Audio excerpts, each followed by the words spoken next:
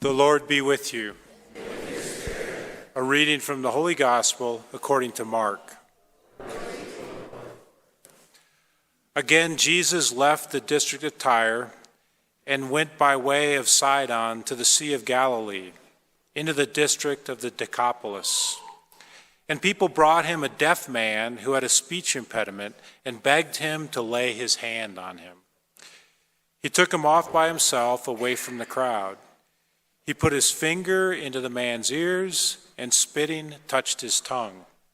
Then he looked up to heaven and groaned and said to him, "Ephphatha," that is, be opened. And immediately the man's ears were opened. His speech impediment was removed, and he spoke plainly. He ordered them not to tell anyone, but the more he ordered them not to, the more they proclaimed it. They were exceedingly astonished, and they said, "He has done all things well.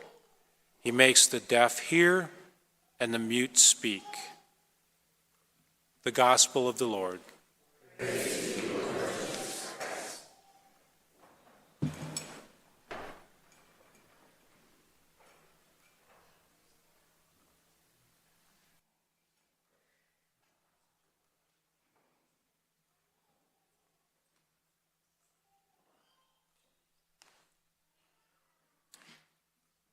Well, if you live in this area, last couple of blocks, you know that yesterday we had a power failure. Apparently, a car hit a pole, and the transformer went down, and we were without power. And a blessing and a curse in it is that the power went off at about 3 o'clock in the afternoon, right when I was watching a certain football game.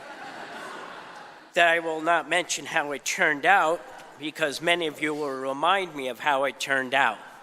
And the power did come on, and later on, and I could watch the CU Nebraska game.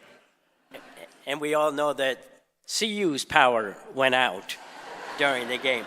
Well, the interesting aspect, and I'll get into this homily in just a second. Interesting aspect is that this church was hot. I mean, we didn't have air conditioning. We didn't have lights. The lights finally came on 5 minutes before Mass started. I was going to give them a short homily last night, but those suckers suffered.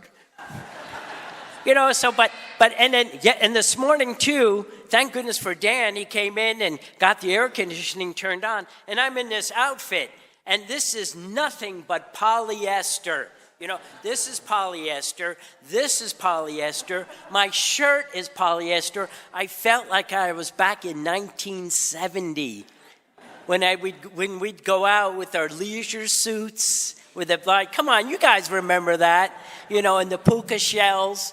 And I would, when I had hair, I would comb it real back like that and blow dry it and stuff like that. I couldn't wear platform shoes because I'd get nosebleeds. But I think, how in the God's name did we go out, and dance and do disco dancing and, it wasn't Saturday Night Fever, it was Saturday Night Loser. But finally the air conditioning is on and we're here today. So let's get into this homily. My brothers and sisters, I truly do believe that we need to hear this chapter from Isaiah today. That let these words I'm going to share with you sink into your souls. Sink into our souls. Every time that you and I don't know about it for you, but for me, every time I hear anything from the chapter, from anything from Isaiah, I say to myself, when are you people going to get this together? How many times does God have to save you? How many times is God going to tell you you're doing about it all wrong? How many times is it going to take for you to get the message? Well, finally, in today's chapter, we hear, my brothers and sisters, is that they get the message. But it's kind of like you and I on our journey to the Lord. It takes time for us to get the message and to get back on track. So here we have the people of Judah. They finally get the message. Okay. And Isaiah, once again, says, you've got it, you've got it, you've got it. And they're all set mentally to begin this new journey in life. But if you read the next chapter, the Assyrians come along, and they're on the sidelines. And they're saying, you're not going to get it. You're going to mess up again. And you'll be coming back to me. And we'll be saying, told you so, told you so, told you so. Hey, brothers and sisters, we all have the same people in our lives. That when you and I finally decide that we're going to embrace God's teaching, that no matter what happens in our life, we're going to continue to embrace God's teaching in our lives. We're going to follow him. But you and I have family members. You and I have friends. You and I have, some of us have friends, some of us. Anyway, we have friends and we have family members. We have co-workers. We have students. Say, you're going to mess up. You're going to mess up. The message that God is trying to tell us today, based on our readings today, if I can use a modern term, is this: get on God's highway. Get on God's highway. Think about this, my brothers and sisters. Our loving God gives us a highway to travel. And this highway that he wants us on is a highway of holiness. And it is rough sometimes.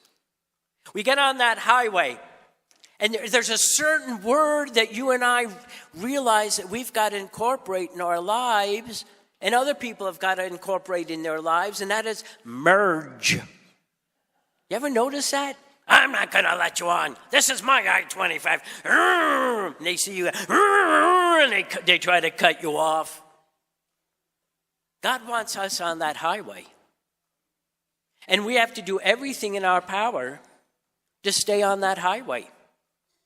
We will come down in our lives in the spiritual journey that you and I are taking when you and I will have blocks in our life.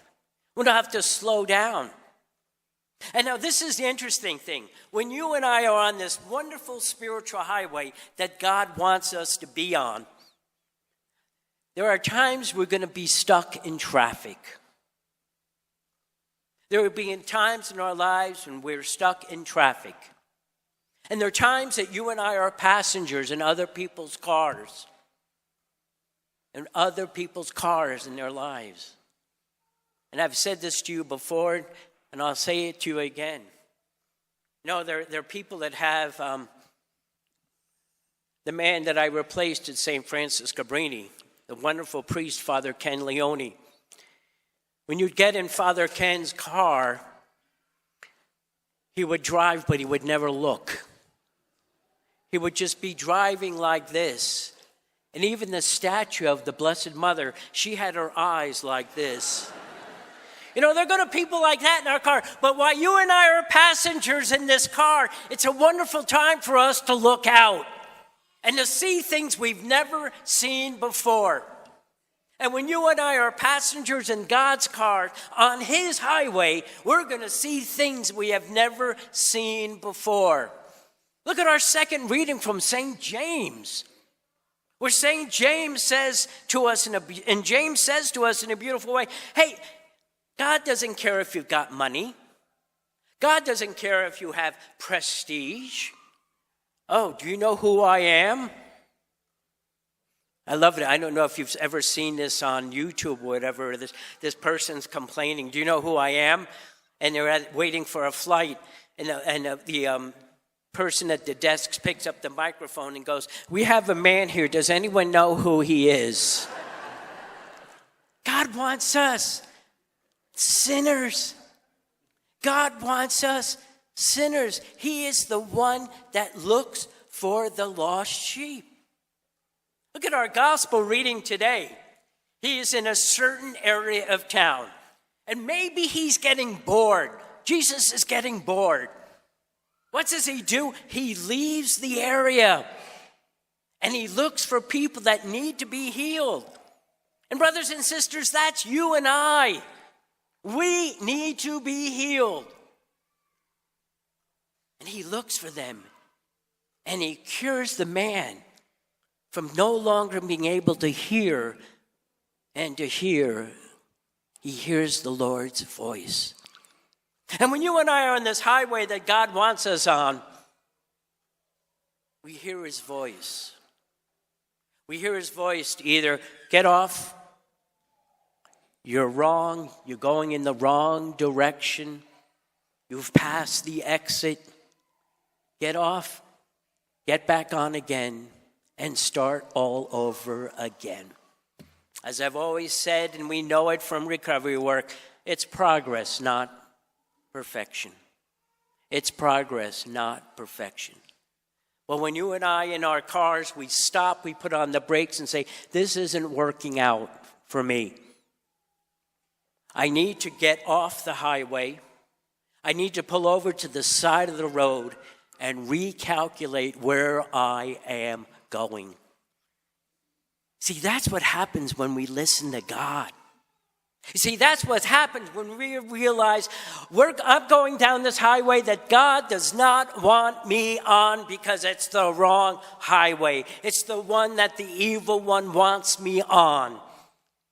And I know that I can get to where God wants me to go to when I listen to his directions. You know, we all love to try shortcuts. I have my one brother, Brian.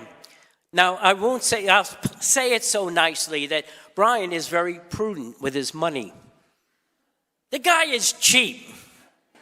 He's 74 years old. He still has his first communion money. You know, Brian is the type of guy, you're going down the Garden State Parkway, and he goes, nope, I know a shortcut where I don't have to pay tolls. It takes 3 hours to get there, but I saved $2.50.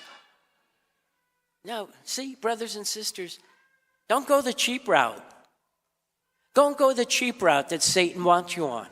Go God's route. He's got a better plan for all of us. And he's going to show us the way. God proclaims a message of hope to all that are discouraged. And that's exactly what the people in Isaiah needed to hear today. To those that are frightened, to those that are injured, God will save us, Isaiah tells us. And he will strengthen us. And he will be our strength. And he has a promise for us. So, brothers and sisters, this day and every day, get on his highway because it leads, my brothers and sisters, in the direction that God wants us to go.